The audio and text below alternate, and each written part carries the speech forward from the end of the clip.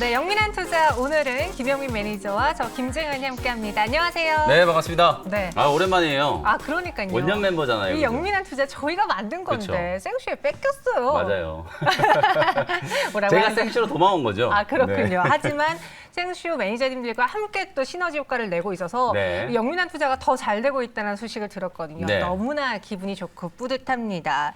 이 정수현 아나운서하고 항상 합을 맞추면서 보니까 네. 시장에 대한 질문도 많이 물어보던데 그렇죠. 오늘은 일단 증시 반등이 지속되고 있거든요. 이게 좋은 이야기이긴 한데 또 궁금하면 여기서 네. 꺾일까 말까 맞아요. 고민하잖아요. 매니저님은 어떻게 보세요? 아니, 지난주에 너무 시장이 이게 투자자분들을 고생시키다 보니까 네. 장이 올라와도 사실 이게 진짜 반등이 들어온 건지 네. 저점이 제대로 잡힌 건지 불안해하시는 분들이 정말 많은데 일단 그 걱정은 이제 내일 하는 게 나을 것 같고요. 오늘까지는 시장이 이제 반등에 좀 무게를 두고 특히나 기관 외국인들의 이제 수급 포지션이 지난주에 정말 좀 감해되었잖아요.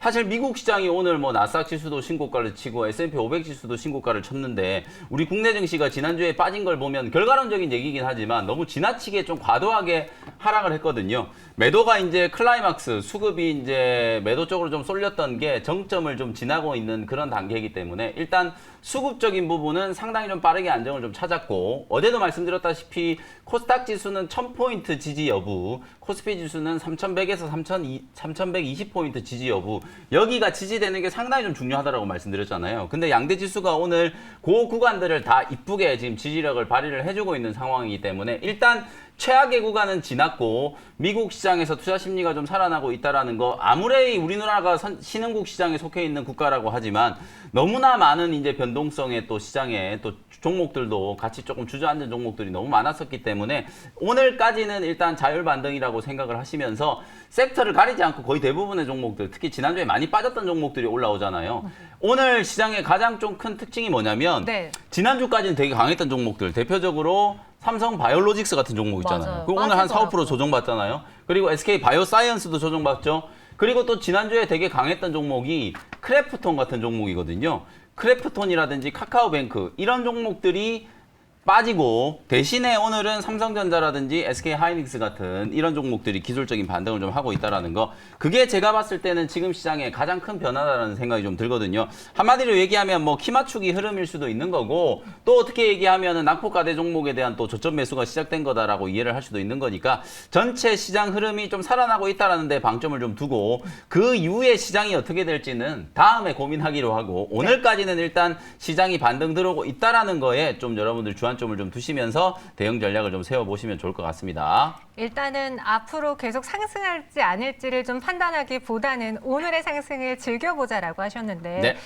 즐기는 그 과정 안에서도 대응하기가 정말 어려운 게 말씀하신 것처럼 그동안 시장에서 버텨주던 삼성 바이오로직스는 빠지고 이외에 많이 빠졌던 낙폭 과대주는 올라오고 있다는 거죠. 그럼 네. 여기서 자동차주라던가 우리가 관심권 안에서 좀 멀리 뒀던 네. 종목들 맞아요. 이 종목들도 이 기술적인 반등 타고 조금 순항할 수 있을까요? 그렇죠. 실제로 이게 추세적인 상승으로 이어지기는 좀 힘들다고 하더라도 네. 어쨌든 낙폭과대 구간에서 시장의 레벨을 좀 올려놔야 되잖아요. 그러면 소외됐던 업종이 어디냐를 보면은 자동차 그리고 이제 조선건설과 같은 경기 민감주들 그리고 또 많이 빠졌던 제약바이오 종목들 이런 종목들이라고 보시면 되거든요. 시장이 어디까지 기술적인 반등을 이어갈지는 모르겠지만 상당히 빠르게 이렇게 순환매가 좀 전개가 좀 되면서 많이 빠졌던 종목들이 한 번씩은 좀 들고 일어날 수 있는 기회가 있을 거니까 보유를 하고 계시는 종목을 교체를 할 때도 이런 순환매 사이클을 잘 이용해야 돼요.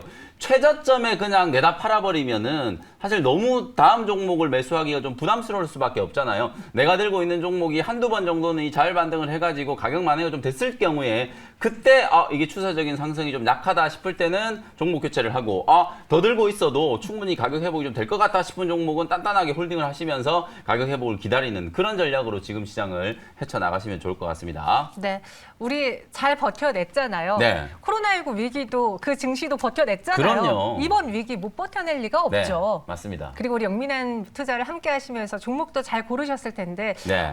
리뷰 종목 보니까 이 종목을 또 이 생쇼에서 그렇죠. 소개를 하셨나 봐요. 맞아요. 저희 증시 오늘간에 잠시 후에 하는 거 유니들 그래요? 하려고 하다가 네. 안 했어요. 영민한 투자에서 잘했어요. 하려고요. 제가 지금 할 거기 때문에 네. 지난주 금요일 날 여러분들 다시 한번 우리가 복귀를 해보면 네. 정말 지옥 같은 시장이었잖아요. 근데 지난주 금요일 날 제가 여러분들께 소개해드렸던 종목이 유니드라는 종목이었어요. 사실상 시장이 반등이 들어왔을 때 친환경이라든지 메타버스 관련주들 시장 트렌드가 크게 바뀌지 않을 거다라는 관점에서 특히나 지난주에 이제 단기 조정을 좀 마무리를 하고 저점이 좀 잡히고 있는 종목이다라고 말씀드리면서 탄소 포집과 관련된 이슈를 설명을 좀 드렸었잖아요. 어제 오늘 딱 이틀 만에 주가가 지금 급등이 나오면서 오늘 장중에 지금 20%가 훨씬 넘게 급등이 나왔거든요. 목표가 13만 4천 원을 무난하게 달성을 했고 오늘 네. 장중 고점 대비하면은 21% 정도 지금 수익 나고 있어요. 그러니까 아무리 시장 상황이 어려워도 또 올라가는 종목들은 올라가고 시장의 트렌드를 여러분들이 좀 잘 분석하신다면 이런 종목들을 가지고 분명히 손실을 만회할 수 있다라는 거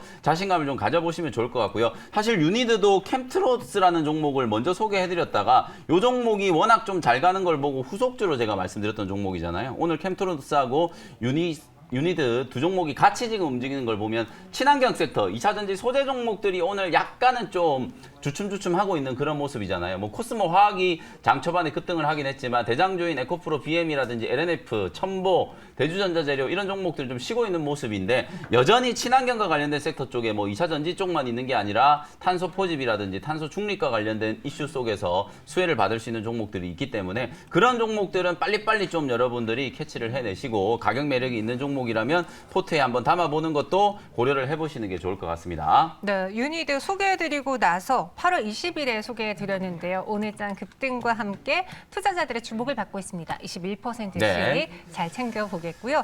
그리고 지난번에 소개해드렸던 예스티도 저희가 11,400원에 소개를 했어요. 네. 이미 목표가를 터치하진 않았지만 네. 리뷰를 좀 해봐야 되지 않을까요? 네, 어저께 이제 예스티라는 종목을 소개를 해드릴 때 네. 제가 여러분들께 이런 말씀을 드렸어요. 너무 많이 빠진 종목이고 낙폭 과대 구간에서 이제 기술적인 반등이 들어오는 상황인데 2차 전지 배터리와 관련된 소재 종목들은 주가가 너무 올랐는데 전장이라든지 자율주행과 관련된 종목들은 완전히 좀 많이 묻혀 있다 이런 말씀을 좀 드렸었거든요.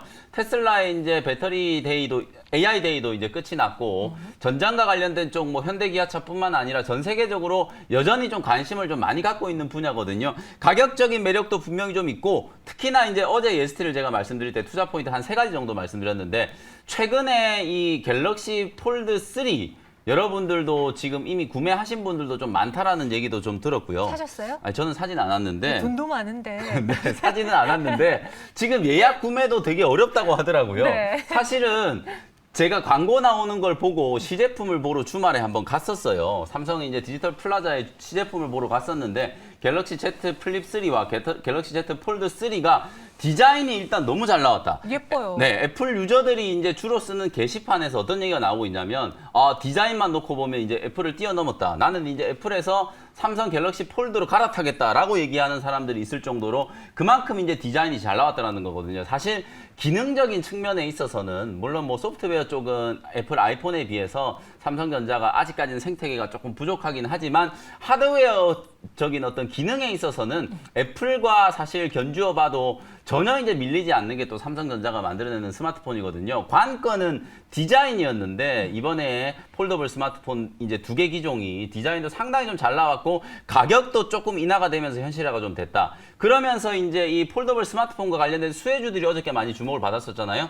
KH 바텍이라든지 파인테크닉스 같은 이런 종목들이 주목을 받았었는데 예스티가 바로 이제 폴더블 디스플레이를 만드는 데 필요한 라미네이트 장비를 생산을 해가지고 세경 하이테크 쪽으로 납품을 한다라고 말씀드렸었죠. 첫 번째는 바로 이제 이 폴더블 스마트폰과 관련된 수혜. 그 다음에 이제 두 번째는 차세대 이제 SiC 전력 반도체. 이게 바로 차량용 전력 반도체가 전부 이제 SiC 전력 반도체로 대체가 될 거기 때문에 향후에 이제 전장과 관련된 수혜가 부각될 수 있고 또 마지막으로 최근에 이 자회사가 인수를 한 기업 중에 비구면 이제 렌즈 업체를 인수했다라고 말씀드렸잖아요. 이게 이제 자율주행과 관련된 이슈 속에서 같이 한번 또 묶일 수 있는 종목이기 때문에 뭐 주가는 워낙 많이 빠졌는데 호재는 상당히 많다. 그렇다면 우리가 바닥에서 뭐 매수를 안 할 이유가 없겠죠. 어저께 11,300원에 말씀드렸었고 목표가를 14,000원 말씀드렸으니까 아직도 올라갈 수 있는 자리가 많이 남았다. 이렇게 생각을 하시면 되겠습니다. 네, 목표가 14,000원 아직도 많이 남았다라고 이야기해 주셨습니다. 이렇게 바닥에 있는 종목들도 잘 잡고 또 여기 갤럭시 Z 플립이라는 이벤트까지 더해줄 수 있다면은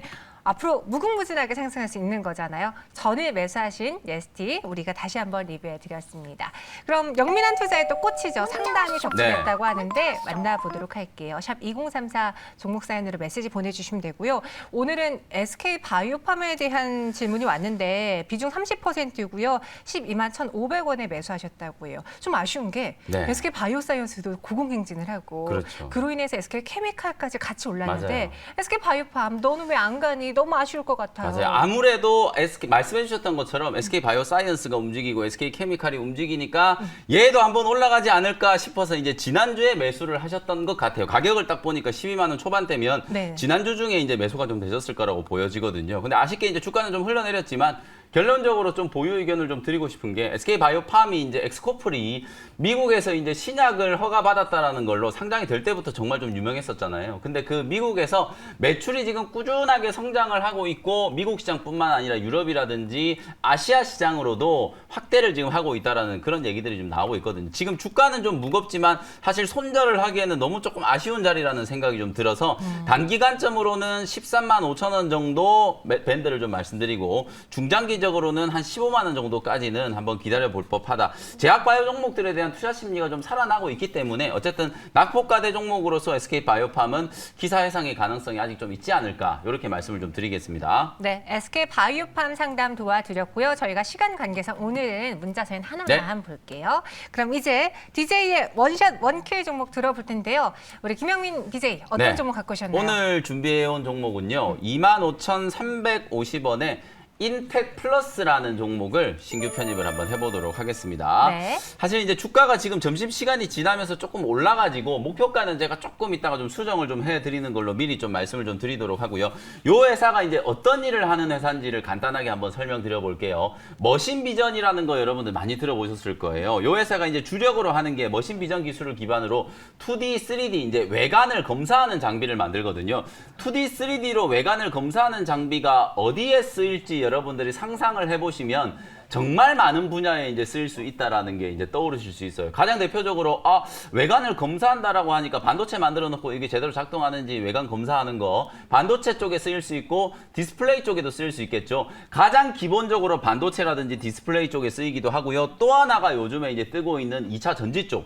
2차 전지도 잘 만들어 놓고 이게 성능이 잘 되는지 안 되는지 기능적인 측면과 외관을 검사하는 걸 동시에 해야 되잖아요. 마찬가지로 이 2차 전지 배터리의 외관 검사를 할 때도 인텍 플러스가 만들어낸 외관 검사 장비가 상당히 이제 폭넓게 통용되기 시작했다. 이렇게 보시면 될 것 같거든요. 매출 구조의 이제 전체 거의 한 70% 가까이가 반도체 쪽에서 나오고 있고, 그 다음에 이제 디스플레이, 그 다음에 2차 전지, 이런 식의 이제 비중을 가지고 있다라고 생각하시면 될 것 같아요.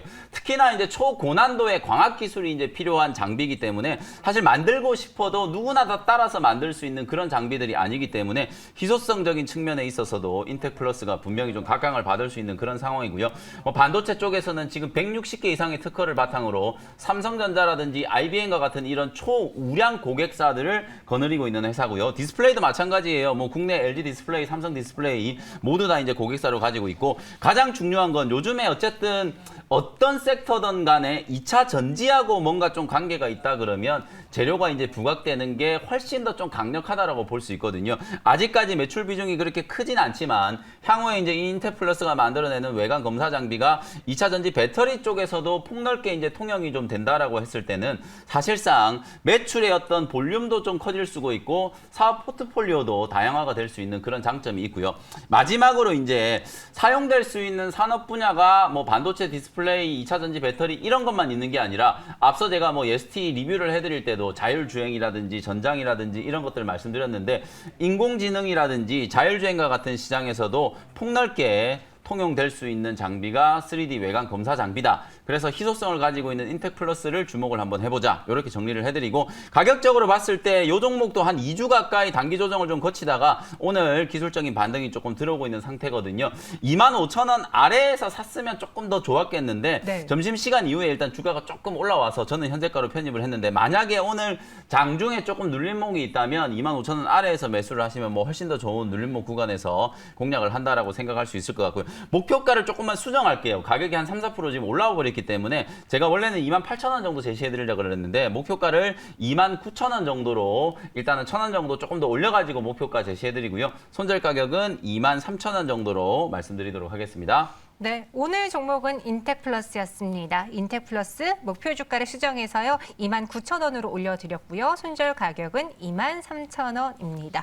그리고 무료 방송도 준비되어 있을까요? 네, 오늘 오후 4시에 이제 무료 공개 방송 진행해 드릴 텐데 어제도 제가 이제 종목 교체를 할 때 여러분들이 좀 우선순위를 두고 어떤 종목들을 좀 보셔야 되는지를 말씀드렸어요. 대형주 중에서는 삼성전자, SK하이닉스, LG노텍을 말씀드렸는데 오늘 LG노텍이 좀 강하게 올라가고 있죠. 그리고 제약바이오 종목 중에서 코스닥 150에 속해 있는 많이 빠진 낙폭가대 제약바이오 종목들을 한번 보시라 그랬는데 알테오젠이라든지 매드팩토, 레고캠바이오 이런 종목들이 오늘 막 5%, 8%씩 지금 급반등이 좀 들어오고 있는 상황이거든요. 이렇게 시장 흐름을 여러분들이 좀 잘 읽어내신다면 종목 선정하는 게 조금은 더 수월해질 수 있는 시장, 투자 심리가 어느 정도 좀 회복되고 있기 때문에 오늘도 조금 더 종목에 대해서 자세히 분석을 좀 해드리도록 할 테니까요. 장 끝나고 나서 오후 4시에 MBN골드 홈페이지 무료 온라인 공개 방송에서 다시 뵙도록 하겠습니다.